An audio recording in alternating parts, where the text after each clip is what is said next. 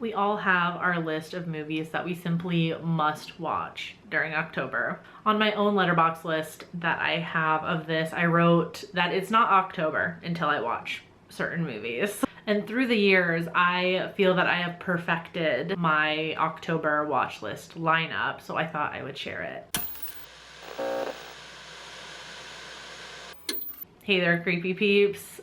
Obviously, this video is just for funsies. Maybe just to give you like a glimpse into my October watch list, maybe give some inspiration. I of course want to hear what your like must watches for October are. So I've been playing around with the order that I watch these movies in every spooky season. I've kept it under 31 films. I know a lot of lists, like if you just like search it on Letterboxd and stuff, there are a lot of people that go for like 31, so they watch like a movie a day. With new releases, especially because it is spooky season where we always get at least a couple of new horror movies that release, I like to leave it a little bit open to fit those in. So I don't know if I will ever have an October watch list that's 31 films.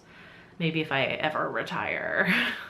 So this isn't a full 31 list. I think this is like 23 movies. Let's begin. Let's get into the list. I'm all about like feelings and emotions. I'm a water sign. I feel like this list reflects that. And I will explain my reasoning as I go along. So when the month of October starts, I am absolutely in like a cozy kind of kid-like nostalgia kind of mood. Like just the joy of October starting, it like brings you back to when you were a kid. And you're so excited for trick-or-treating, you're so excited to dress up. And that kind of feeling kind of bookends the month of October for me. I start off with a new edition, which is Hubie Halloween, because this one was released, I think the most recent on this list, but it was like an instant, like, yes, it's going on the October list, because it hits all of the goofy, like fun Halloween vibes. Plus the movie starts off with Hubie riding around town yelling Halloween is upon us. So I feel like it's kind of the perfect introduction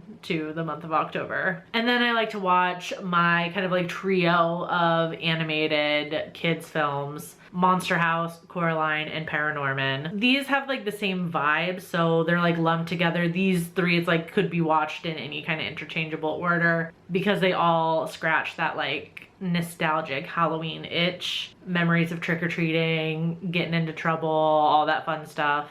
Plus the stories are all super fun for these, and the animation is really fun for all of them as well. Then I kind of keep with the fun mood but go a little bit more adult with The Frighteners. This one is definitely goofy, a little bit dark at times. It's directed by Peter Jackson and has a killer cast. It still like fits that silly vibe I'm looking for at the start of the month, but creates like a nice bridge into maybe some more adult movies like The House on Haunted Hill, the original one with Vincent Price. I feel like it's kind of illegal to go through the month of October and not watch something with Vincent Price in it. Like it would just feel wrong. I feel like this movie is also a little bit silly, but a little bit more adult. It's black and white, so it makes you feel sophisticated. Kind of similar to The Frighteners. Not the black and white part, but the feeling more adult part.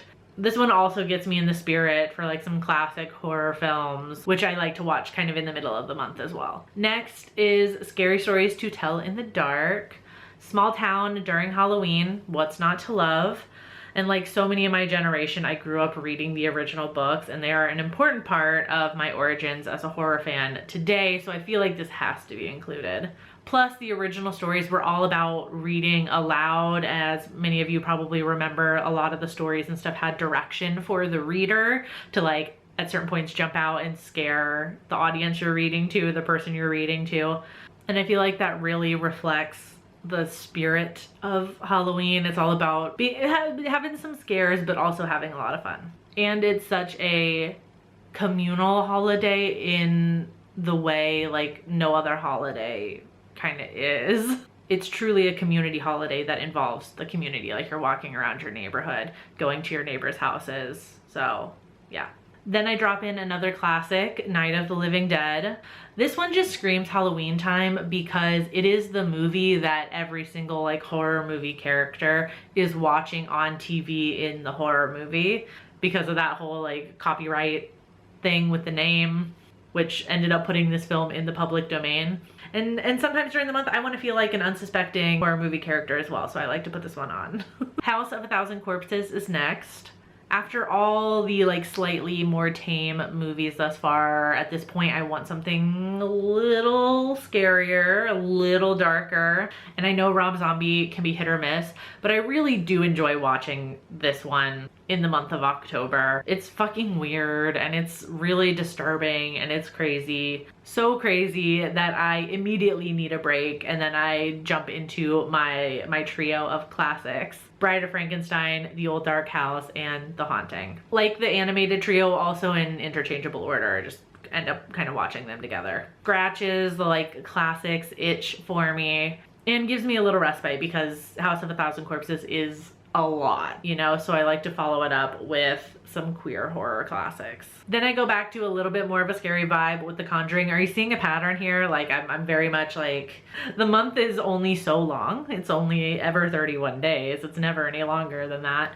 And I both want to like enjoy like the fun adult parts of Halloween time and, you know, reminisce and enjoy the more like nostalgic childlike parts of Halloween. So The Conjuring does not take place in the fall per se. I don't think anyway. But something about it just has like autumnal vibes for me. It's effectively scary. It's my favorite of the Ed and Lorraine Warren saga. And I've come to enjoy watching it during October. Maybe it's something about the color palette. I don't know. It just feels like a fall movie. And that just goes to show that you can like make up Halloween vibes like really wherever you are. So whatever movies you want to watch during October, you watch them. All right, beyond this point are the really, really important October watches. The ones I've mentioned previously now are essential to me in the month of October, but they all come with the caveat that they are subject to change, whether it's like rearranging the order or taking them out and replacing them completely. The following movies that I'm about to talk about are truly essential in the way that like maybe only the order could change, but it's not likely, and I don't think I'll ever not watch these in October. So The American Scream is the most like wholesome Halloween documentary I've ever seen. I think it's like the only Halloween documentary. I highly recommend this. It's so freaking cute. It follows these 3 home haunters preparing for Halloween. I love it so much. It's such a comfort watch to see these see these adults still love Halloween so much like themselves. Like they really enjoy the holiday, and then passing on that joy to the kids in their neighborhood by making a truly really fun experience for them. Again, kind of going back to that feeling that like Halloween is such a special holiday and that it is truly like a community holiday, which is like just one of the million reasons why I get so mad when people hate on Halloween or call it like the devil's holiday or it's a bad holiday. It's like the only holiday where it's like you are encouraged to go out into your community and have fun. And I think that's amazing. And this documentary really reflects that. Also, I would have killed to be a kid in this neighborhood like when these guys were doing their thing, because holy shit, the memories I would have had. And I have some great Halloween memories, but still. And then I have Tales of Halloween, which is a super fun and I still think super underrated Halloween anthology. From demons to scary kids to aliens to ghosts and witches, it's literally got everything and remains underrated as hell. Like if you haven't seen this yet, add it to your spooky watch list. Just try it. There is really something for everybody in this, and it is so fun. The next is Halloween 3, Season of the Witch. You'll notice a lack of original Halloween movie on this list. During the like requel trilogy era, not that long ago, just a few years ago, I got a little Halloweened out. And when I say Halloweened out, I mean like the franchise, not the holiday. And despite, you know, some of my feelings and emotions about that franchise and certain factions of the fandom of that franchise, I do still really like and appreciate the first one, you know, before anybody starts yelling at me in the comments. I just need a little bit of a break from it still, I think. I'm sure it's gonna make its way back onto my October watch list at some point. And I know this is not gonna happen, but I still really want the franchise to be what John Carpenter had envisioned, which is like a series of movies unrelated to Michael Myers, but like all centered around the holiday. Like he was only ever supposed to be in the first one. I love that idea. I would love that now. So I pretend that it's still a thing and watch Season of the Witch. The Tim Burton duology is next.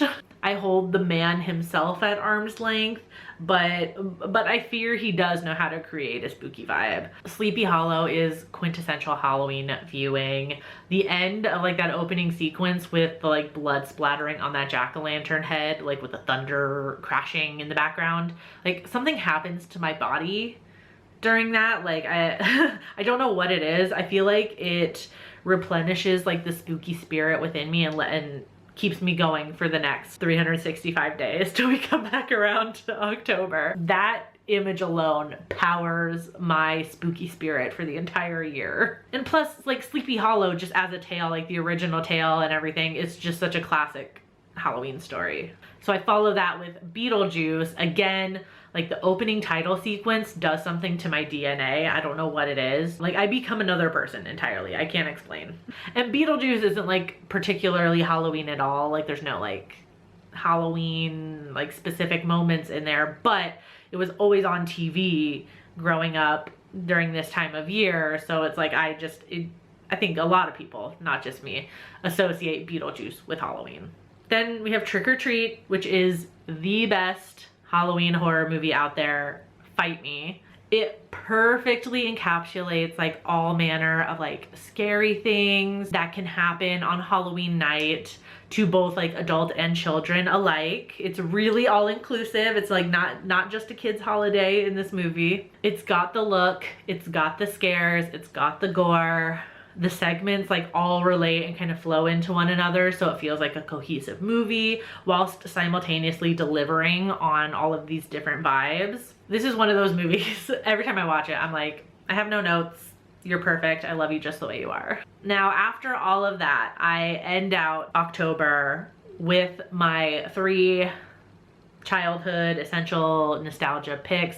We're going back to the same vibes as the beginning of the month, but these movies are really important that I need to watch them all together at the end of the month. These were not only on TV every Halloween when I was growing up, but targeted specifically toward me when they were playing on TV, like, you know, when I was at prime like trick-or-treating age. And I do prefer to watch these in a particular order. It's a little bit unhinged, but I will explain. Halloween Town is first. Classic. Absolute banger. I definitely felt like Marnie growing up. Like I was like that weird person who loved Halloween a little too much. I like this one first out of the trio because it's like, it's kind of a little bit introductory because we have Marnie as a character who never gets to celebrate Halloween, and then she ends up following her grandma and gets thrust into Halloween Town. So it's like going from like no Halloween to Halloween overload immediately. I follow that up with Hocus Pocus, which is more teenager focused, takes place on Halloween night and into dawn of the next day,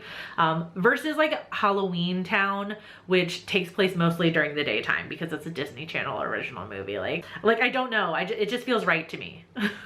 It's like going from day to night, Halloween Town to Hocus Pocus. And then of course we finish things up with A Nightmare Before Christmas.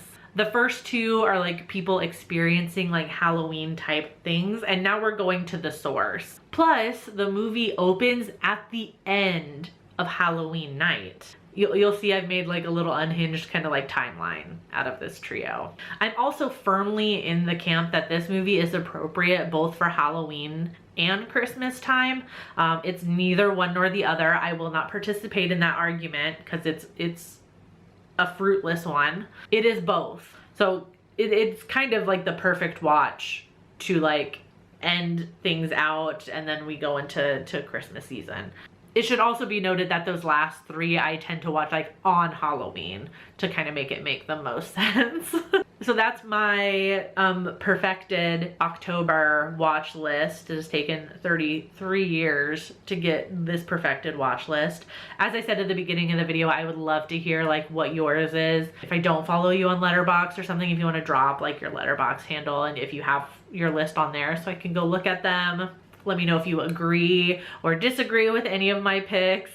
I already can't wait till October so I can get to watching these again. I love them so much. Thank you so much for watching this video. I said it in my last one, but I will be covering Fantastic Fest in Austin, Texas at the end of September here, like a week from now. No, less than a week from now when you're seeing this.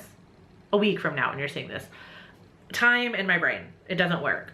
Soon, you will be seeing it soon. So stay tuned for that. If you're not subscribed, maybe subscribe so you can follow along. Again, thank you so much for watching. I will see you in the next video. Until then, stay strange. Bye.